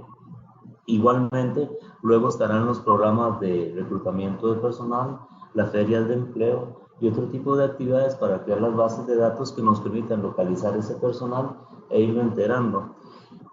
Indiscutiblemente, habrá que invertir un poco también en capacitación, pero no siempre se logra conseguir aún con estas gestiones el nivel que se requiere. Y igualmente tenemos gestiones de capacitación interna, pero cuando ya tenemos identificado, digamos, la capacidad de la zona y el objetivo, pues es más fácil porque estamos realizando una gestión de acuerdo a un plan programado.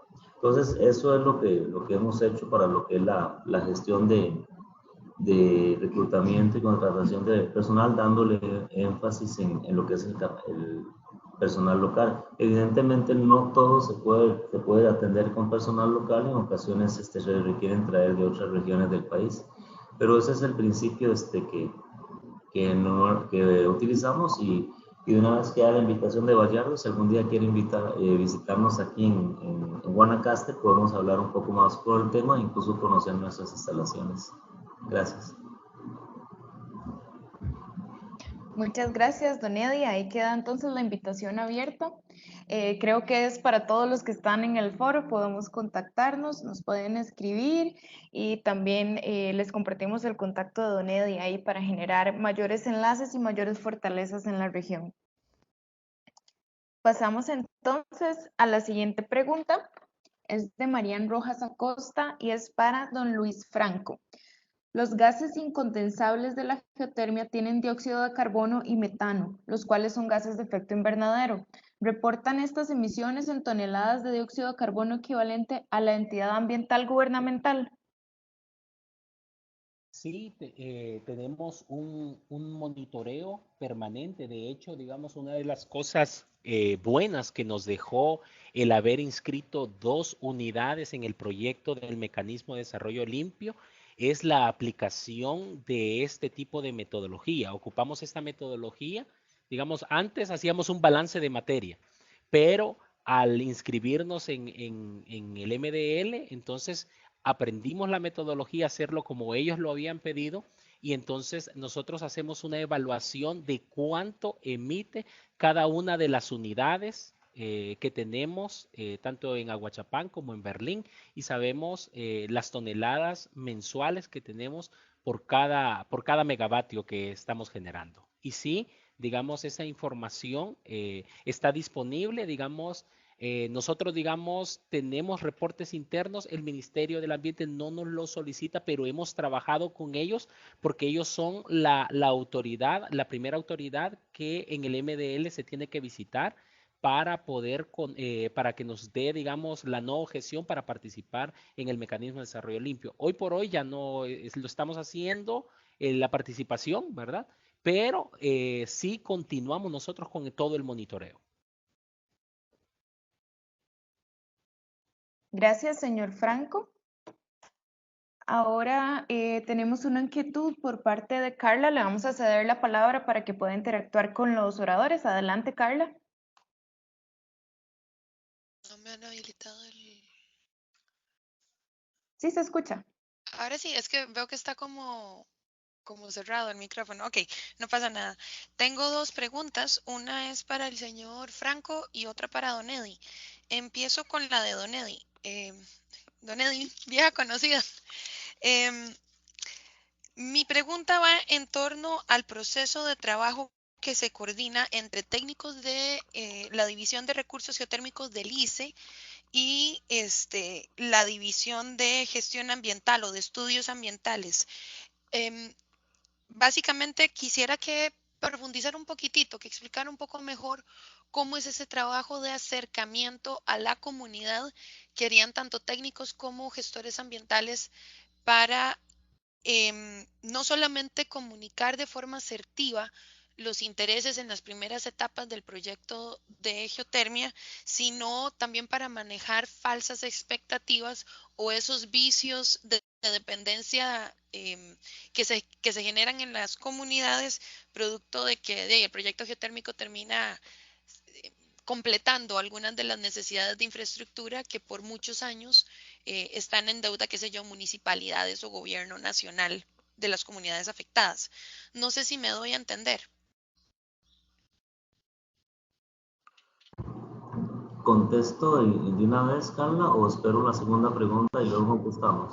No, la primera es para usted, la segunda es para el señor Franco. Correcto. ¿Contesto de una vez, entonces? Sí, mejor, mejor. Sí, adelante, don Eddie, y luego le cedemos la palabra de nuevo a Carla para la siguiente pregunta. Sí, correcto. Siendo nuestra unidad de trabajo recursos geotérmicos una unidad de proyección a largo plazo que se encuentra desde las etapas de reconocimiento, igualmente nosotros tenemos nuestras unidades de gestión ambiental, ¿verdad? Integradas a la parte técnica como parte del proceso y no como un servicio, que tal vez eso es algo importante. Todo se puede manejar como servicio de cosas que se deben de ver como parte integral del éxito del proceso. En nuestra parte de gestión social y gestión ambiental está amarrada a todos los planes de trabajo con aquello que les indicaba que son variables de éxito dentro de un proyecto, ¿verdad? Y deben verse como parte de ese proyecto, haciendo claro que el proyecto no debemos entender una etapa de construcción como muchas veces se entiende, sino que el proyecto es todo el negocio que queremos llevar hacia adelante, ¿verdad? Incluyendo los 30, 50 años de producción comercial. Entonces, sí, durante todas esas etapas de reconocimiento, prefactibilidad y factibilidad, nuestras unidades están gestionando la parte ambiental y social, y en digamos, en la etapa avanzada de factibilidad se integran los compañeros de la gestión ambiental, que es otra unidad que atiende todos los diferentes desarrollos del ICE, tanto sea geotérmicos como hidroeléctricos, como eólicos y otros, ¿verdad? Y ellos son los que hacen el acompañamiento para obtener un producto que se llama estudio de impacto ambiental, donde se trabaja integralmente con ellos. Nosotros no tenemos unidades hechas que trabajen para estudios de impacto ambiental, puesto que eso es algo muy específico, muy puntual. Lo que tenemos son los grupos de trabajo para actividades con programaciones a mediano y largo plazo. Y en esta etapa se entra y se trabaja integralmente. Hemos mejorado mucho, como te digo, en ocasiones se manejaba el concepto de la construcción, de la etapa constructiva muy aislado de lo que es todo el proceso previo y posterior, y evidentemente se podían generar estas distorsiones que mencionamos, claro que se dieron, ¿verdad? Pero el análisis y el acercamiento y un trabajo integral ha permitido que estas acciones se vayan mejorando, obteniendo cada vez productos, digamos, más orientados a una verdadera gestión ambiental en busca de ese desarrollo y autogestión de las comunidades, y no una serie de favores o arreglos para que las cosas estén tranquilas mientras que estamos acá. Entonces se ha trabajado bastante en ese campo. Posteriormente, durante todas las etapas de desarrollo, igualmente el programa de gestión ambiental, tanto el relacionado al estudio de impacto ambiental como el programa de gestión ambiental institucional, que tiene otros alcances, lo manejan nuestros grupos de gestión socioambiental, ¿verdad? Y hay cierta interacción y acompañamiento con el grupo de gestión ambiental del centro de servicio de gestión ambiental, y posteriormente en las etapas de producción se asume directamente por los cuadros técnicos. Pero dentro del concepto de cuadros técnicos, nosotros manejamos una unidad de gestión socioambiental que maneja una de las variables de éxito que nosotros definimos desde el inicio del proyecto. Tal vez esa es la parte importante y la parte integral que se debe, ¿verdad? No se puede hacer todo con una visión de servicio. Al nivel de pertenencia de un servicio, al nivel de pertenencia de una cadena de valor, no necesariamente son los mismos. Hay temas que son delicados como para poder trabajar todo bajo un concepto de visión de servicio de un tercero, ¿verdad? Entonces, esa es la línea de trabajo que estamos teniendo actualmente, y efectivamente estamos en un proceso de enseñanza, de mejoramiento, y los resultados con la gestión comunal nos indican que evidentemente se está haciendo esta gestión que realmente va orientado a que las comunidades comiencen a asumir el rol que les corresponde, organizarse y apoyarse en las diferentes dependencias del Estado que están hechas para buscar ese crecimiento y desarrollo a nivel nacional. Gracias, Nelly. Sí. Ah, Adelante, Carla, haga con la la siguiente pregunta. Ok, ¿me escuchas bien? Sí. Sí. Este es para el señor Franco, el del CFE. Señor Franco, usted mencionaba de forma Carla, bastante, ¿sí? un segundo. Don Luis Franco es de la GEO y tenemos a Diego Hernández de Ah, no, CFE. perdón, es el del CFE porque el caso que Ok, expuso es el de las regulaciones de Semarnat y de la Secretaría de Ambiente, si no me equivoco. Perdón, confundí los nombres. adelante. Entonces, él nos enseñó, nos mostró una serie de normativas importantes que utilizan para poder de alguna forma regular los servicios geotérmicos o las actividades sobre recursos geotérmicos desde México. Mi pregunta iría sobre la línea de si cada una de esas regulaciones, porque mencionó regulación sobre agua, sobre uso de cielo, perdón, suelo, sobre uso, no me acuerdo, bueno, mencionó una serie bastante pues grande, si cada una de esas regulaciones incluye un apartado o un artículo que sea pertinente exclusivamente para geotermia o está abierto a interpretación por la actividad que se le explica, por ejemplo, a la secretaría encargada de regular ese tipo de actividades, qué sé yo, la secretaría técnica que gestiona los permisos y demás. ¿Cómo funciona la aplicación de dichas normativas? Hola, sí, mira, en materia de energía geotérmica se tiene una norma específica de la Secretaría de Medio Ambiente y Recursos Naturales, la cual establece que cuando se quiere realizar una perforación exploratoria, un pozo exploratorio en una zona carente de vegetación forestal o que se encuentra en un área areal o que se encuentra regulado dentro de un programa de manejo de alguna reserva, de algún programa de ordenamiento del territorio, no se requiere la presentación de una manifestación de impacto ambiental para obtener el permiso en materia de impacto ambiental. Simplemente hay que seguir la serie de recomendaciones para la etapa de construcción y evaluación del pozo y que la propia Secretaría tenga una unidad de verificación personal que vea el cumplimiento de la misma. En materia de las diferentes disposiciones como agua, suelo, ruido, no se tiene un apartado en especial para la geotermia, pero por ejemplo, las que les presenté son las que nos aplicarían. Por ejemplo, en emisión de ruido es para fuentes fijas. La emisión de gases contaminantes es igual para fuentes fijas como la perforadora o para fuentes móviles, los vehículos. Entonces, esas son de aplicación general, no por un proyecto en específico. La única que sí es para geotermia es la de la perforación que les comentaba. Entonces, uno tiene que revisar cuáles son las normas existentes y ver si se empata las obras o actividades que se van a realizar en las diferentes etapas del desarrollo del proyecto.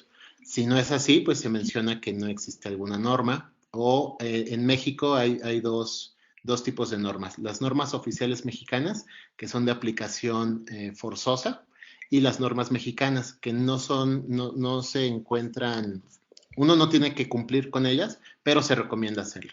En normas mexicanas no hay ninguna que aplique para el desarrollo geotérmico. No sé si quedó un poco claro la pregunta. Sí, una preguntita más. Este es un poco, me llamó mucho la atención el tema de delitos ambientales que usted mencionaba, pero el enfoque de dichos delitos es netamente sobre el impacto ambiental en zonas forestales o zonas protegidas. Podría llegarse a hablar de delitos geotérmicos en el entendido de alguna mala manipulación de los recursos o una gestión poco sostenible del recurso, donde eventualmente conteniendo una regulación podría llegarse a tal término y someter a una empresa que haga mal uso del recurso a un esquema de legislación como tal, o es algo pues muy utópico y romántico? Pues sí, suena un poco de esta manera como romántica, pero es lo que se busca, ¿no? Al tener una regulación tan grande como las leyes que actualmente se tienen en el país, pues se busca reducir todos estos efectos, ¿no? Sí se limita mucho a esta parte jurídica de cumplimiento, porque la ley es muy clara. Te dice, si vas a desarrollar cualquier actividad de la industria eléctrica, requieres permiso ambiental. Entonces, si uno empieza las obras antes de obtener este permiso, antes de tener el permiso de cambio de uso de suelo, sin que se tenga la propiedad de los terrenos en donde se piensa desarrollar el proyecto, pues obviamente incurriría en delitos. Ya sobre el mal manejo, ya entran en juego no delitos ambientales como se los mencioné ahorita, sino una serie por así decirlo, se quiere desarrollar un proyecto y se tiene que demostrar la garantía de que la empresa cuenta con la suficiencia económica para la remediación del mismo y el pago de multas.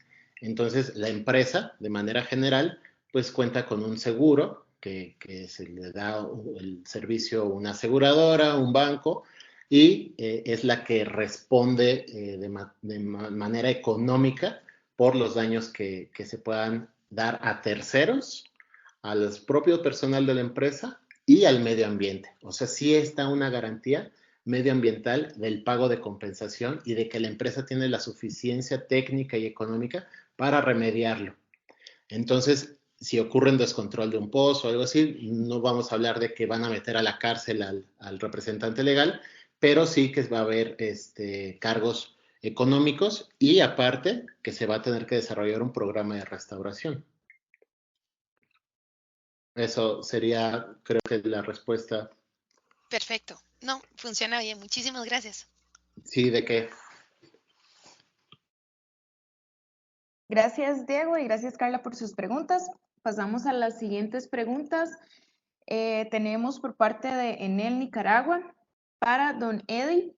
¿Han tenido alguna queja en la comunidad al momento de la construcción del proyecto geotérmico? En caso de ser así, ¿cómo han resuelto esas quejas? Don Eddie. Quejas siempre van a haber, de diferente índole, es muy extraño que no las hayan, pueden ser fundamentadas o no fundamentadas. Como les decíamos, tenemos una plataforma que en nuestra gestión socioambiental que captura eso por diferentes formas, desde teléfonos gratuitos, correos electrónicos, traer documentos, la presentación directamente a nuestras oficinas y las canalizamos y analizamos si efectivamente las quejas tienen fundamento o no para darle el trámite respectivo dentro de un tiempo que hemos establecido máximo de 10 horas. Evidentemente, de 10 días, perdón, uno de los cosas, aunque parezca pequeña, es el polvo. Vehículos pasan y levantan polvo, las calles están, digámosle, lastreadas producto del proyecto, las calles que anteriormente fueron digámosle, un poquito más precarias, puede ser de trillos o en tierra, se lastrean y cuando se lastrean, aunque tienen una mejor superficie de rodaje, pueden levantar polvo. Efectivamente, eso no deja de ser una molestia. Se han puesto políticas, por ejemplo, que los vehículos tienen que transitar a rutas a una velocidad máxima que permite que no se levante polvo. Lamentablemente, otros vehículos que no son nuestros y principalmente del potencial turístico que se abre en las zonas no necesariamente respetan ese tipo de normativas, pero sí son de este tipo. O es normal es que hayan, como te digo, fundamentadas y no fundamentadas. Lo importante es tener el análisis y la claridad para atenderlas y el tiempo de respuesta adecuado, puesto que un tiempo de respuesta muy prolongado o una respuesta no clara podría incrementar el conflicto, ¿verdad? Algo que era muy fácil de resolver, pero siempre las van a ver por diferentes percepciones, ¿verdad? Nos hemos encontrado en reuniones donde la gente dice, bueno, no vamos a invertir en este camino, vamos a ir por otro lado porque tenemos que, entonces, para evitar pasar por aquí, y una parte de la comunidad dice, no, a mí no me molesta el polvo, quiero que el camino esté bien, el otro me dice, bueno, a mí me molesta el polvo. Entonces son situaciones que hay que manejar con el cuidado del caso, ¿verdad? Pero siempre vamos a tener algún tipo de malestar es prácticamente imposible que se haya un desarrollo de esto en cualquiera de las etapas y que no se genere algún tipo de malestar. Y evidentemente, si el mismo fue ocasionado por una mala práctica nuestra, ¿verdad? O alguna situación que no debió de pasar, pues asumir las responsabilidades y tomar las acciones correctivas de la manera más transparente y sincera ante la comunidad. No sé Muchas si... gracias, don Eddy, por su respuesta. En él también nos ha mandado otra pregunta, esta vez para Diego Hernández. La pregunta es la siguiente: ¿ya han tenido algún caso en que una empresa incumpla la Ley General de Equilibrio Ecológico y hayan cumplido alguna multa por eso?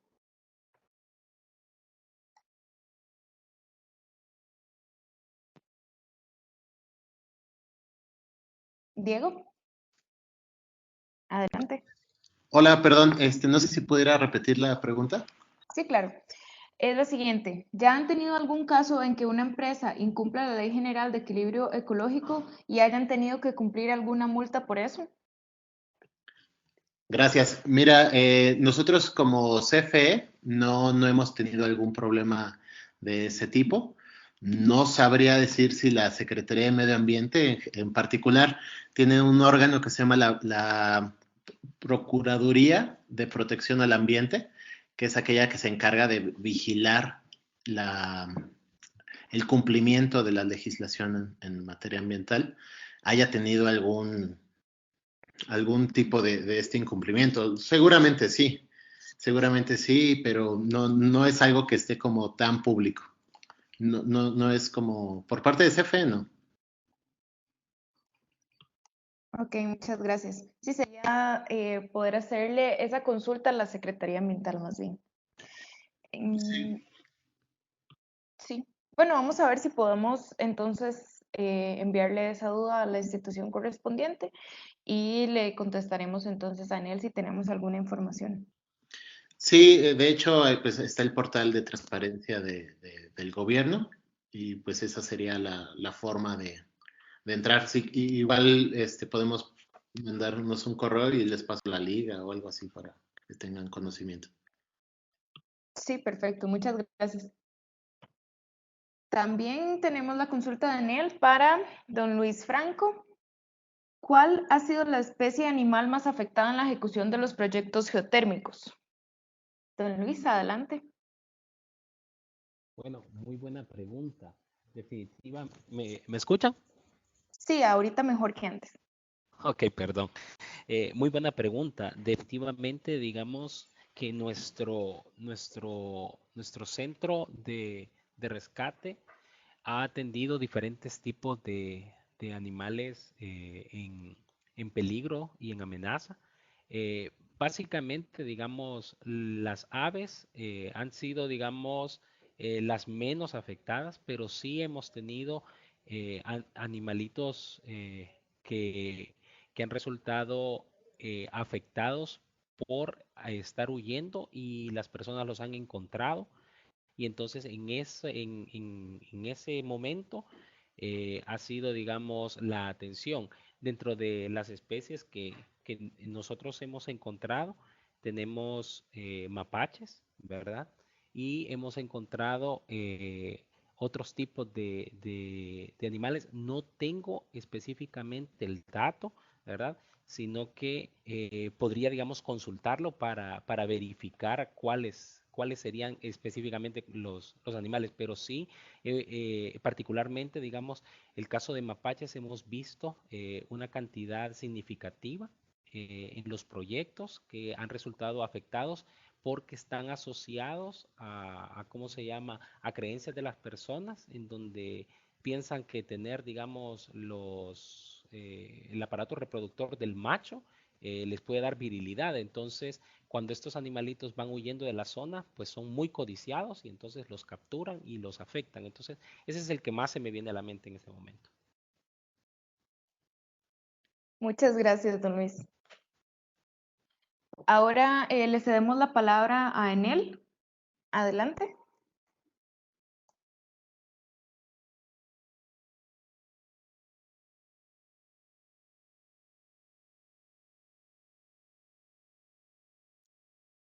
Los compañeros de Enel pueden disponer de la palabra en este momento.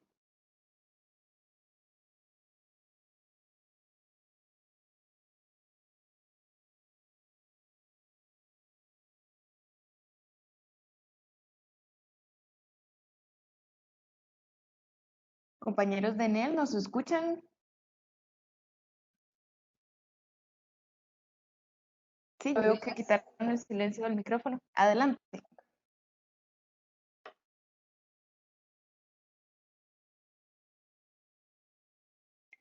¿Será que le dieron a la manito de tomar la palabra por error? Porque no les escuchamos. Ellos solicitaron la palabra por medio del chat, pero sí no les logramos escuchar.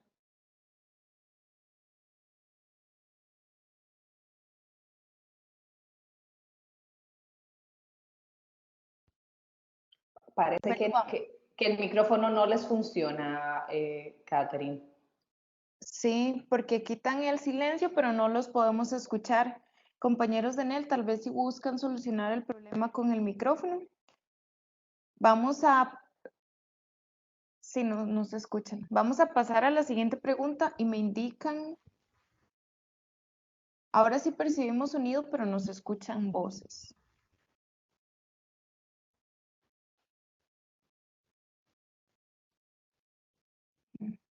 Bueno, compañeros de Enel, cuando estén listos, les cedemos la palabra. Vamos a proceder con otra pregunta que está en línea.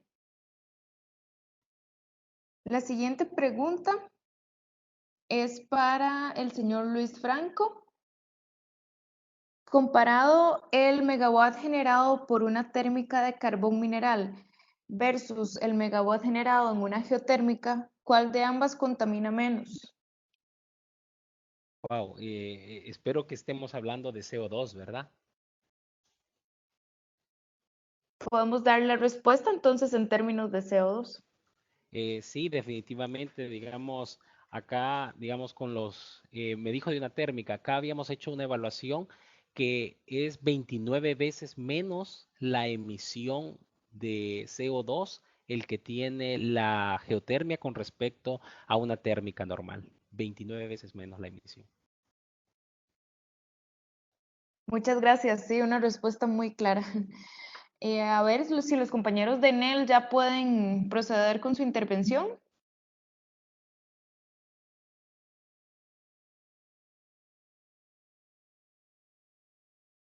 O a todos los presentes, si alguien tiene alguna otra pregunta, ya llegamos al final de las que nos han hecho llegar por medio del chat. ¿Alguien más tiene alguna otra pregunta?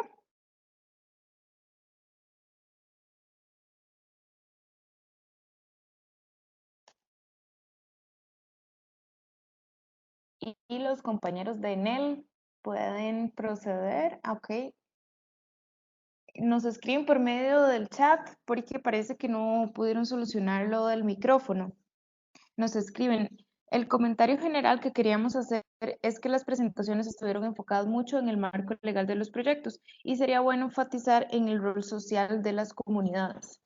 Entonces, sí, compañeros de Enel, vamos a ver si realizamos, está en mente, en agenda, poder realizar otro foro virtual.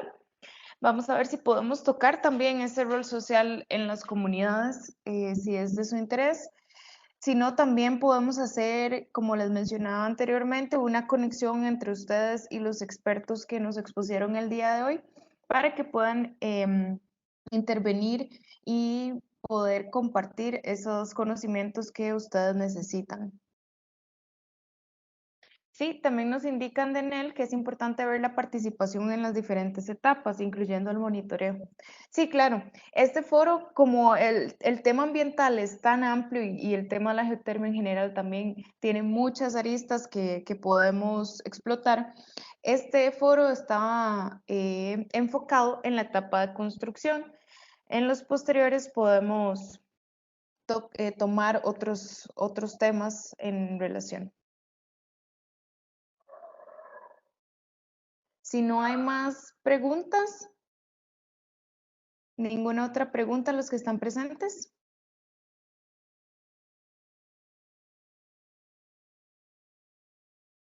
Bueno, comunicarles a todos que conforme los conferencistas nos compartan las presentaciones, se las haremos llegar a ustedes, a los presentes, al igual que la grabación del presente foro. Entonces van a contar con toda la información que pudieron ver en sus pantallas. Le cedo la palabra entonces a mi compañera Larisa para dar por finalizado el foro virtual de Geotermia número 2 sobre el intercambio de prácticas comunes en la gestión socioambiental.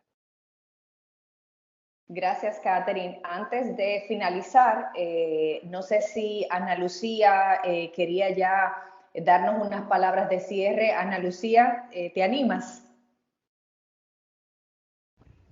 Muchísimas gracias. Muy brevemente, solo nuevamente agradecerles a todos y siempre abiertos a poder recibir las temáticas que ustedes consideran importantes, como bien lo mencionaba Catherine recientemente. Esta información que podamos compartir y si lo tienen a bien los expositores, nos gustaría poder publicarlo inclusive en la página web de Secasier para que ustedes puedan acceder a él o referir a otras personas que tal vez tengan consultas puntuales y que puedan buscar esta información en la página web. Entonces, simplemente pues agradecerles y esperamos continuar organizando este tipo de encuentros en las próximas semanas, en los próximos meses, así que muchísimas gracias a todos y que tengan una muy buena tarde. Gracias, Ana Lucía, por tus palabras.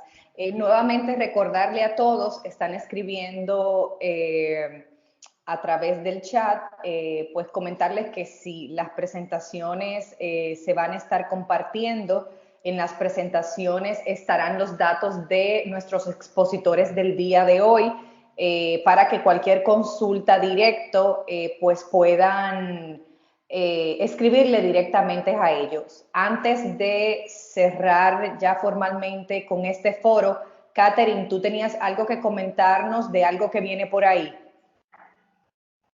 Sí, bueno, comentarles a todos que si han estado interesados en lo que es el tema de la geotermia, en las últimas semanas, a final de abril, vamos a tener el tercer taller regional sobre geotermia a realizarse en El Salvador de la mano del anfitrión de la GEO. Entonces, si alguien tiene algún interés en este tema del taller, por favor nos pueden escribir tanto a mi compañera Larisa como a mí en nuestros correos electrónicos que pueden salir en pantalla. Ahorita se los mostramos. Para los que estén interesados, en el taller se abordan diferentes temáticas internacionales. Vemos la actualidad de cada uno de los países de la región, incluyendo a México también, que es parte del grupo de trabajo que mantenemos. Y también se incluye, el último día, a lo que se dedica es a una gira en un campo geotérmico. Entonces, si están interesados, pueden escribirnos, pueden hacérnoslo saber y les enviaremos mayor información.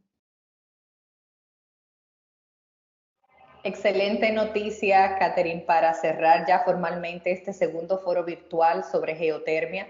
Nuevamente agradecer a Cooperación Alemana, GIZ, bajo la persona de Ana Lucía Alfaro Murillo. Agradecerte a ti, Catherine, por toda la logística de este foro, de la cual tuviste a cargo. Igualmente, pues darle las gracias a nuestros 3 expositores del día de hoy, Eddie Sánchez Rivera de Recursos Geotérmicos ICE Costa Rica, Luis Franco de la Unidad Ambiental de la GEO El Salvador y Diego Hernández de Prevención de Impacto Ambiental de CFE México.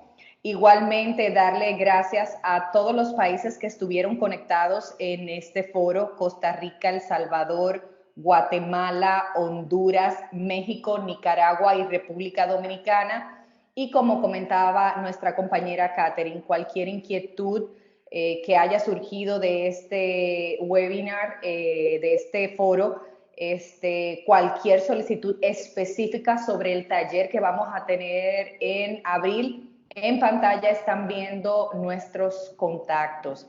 Gracias a todos por el tiempo dedicado el día de hoy y esperamos escucharnos nuevamente en otro de estos foros. A todos, feliz resto de la tarde.